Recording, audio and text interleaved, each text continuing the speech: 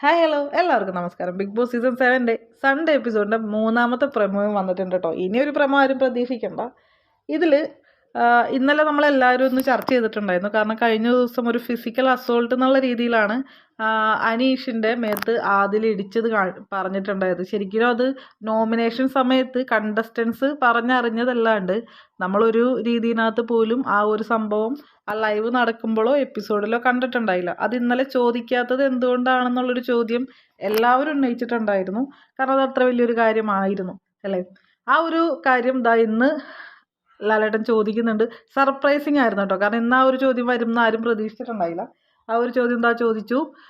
അപ്പോൾ അതിൽ പറയുന്ന ഒരു കാര്യം എന്താ വെച്ചിട്ടുണ്ടെങ്കിൽ അത് ഇറിറ്റേഷൻ ആയതുകൊണ്ട് വരുന്നതാണെന്നാണ് ലാലേട്ടൻ എടുത്ത് പറയുന്നുണ്ട്. കഴിഞ്ഞ ആഴ്ച ആദിലയുടെ പെരുമാറ്റം ജനങ്ങൾക്ക് എന്താ പറയുക ഇറിറ്റേഷനായി തുടങ്ങിയിട്ടുണ്ടെന്നുള്ള കാര്യം ലാലേട്ടൻ പറയുന്നുണ്ട്.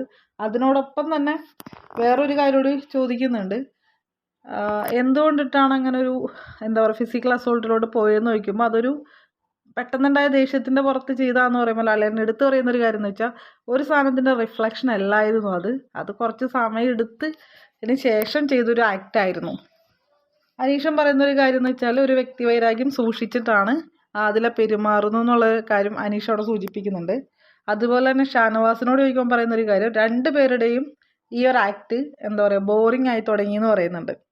ലാലേട്ടൻ അപ്പം എടുത്തു പറയുന്നൊരു കാര്യം അതെ ആ വാക്കാണ് കറക്റ്റ്, ബോറിംഗ് ആയി തുടങ്ങി എന്ന്.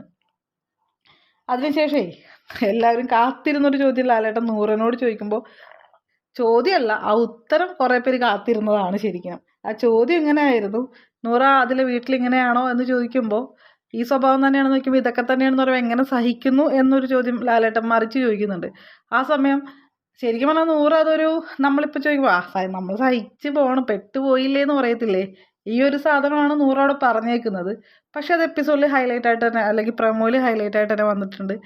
ഇത് വെച്ചിട്ട് ആദിലയും നൂറയും ഇടിച്ച് പിരിയാൻ പോണ ആദിലേനെ എന്താ പറയുക നൂറ സഹിക്കുകയാണെന്നൊക്കെ പറഞ്ഞിട്ട് ഇപ്പോൾ കുറേ കമൻറ്റും ട്രോളൊക്കെ വരും കേട്ടോ. സത്യത്തിൽ ഒരുപാട് മെസ്സേജസിൻ്റെ അടിയിൽ അല്ലെങ്കിൽ നമ്മുടെ വീഡിയോസിൻ്റെ അടിയിൽ എപ്പോഴും ഉണ്ടാകുന്ന ഒരു കമൻറ്റാണ് ഈ ഒരു സാധനം.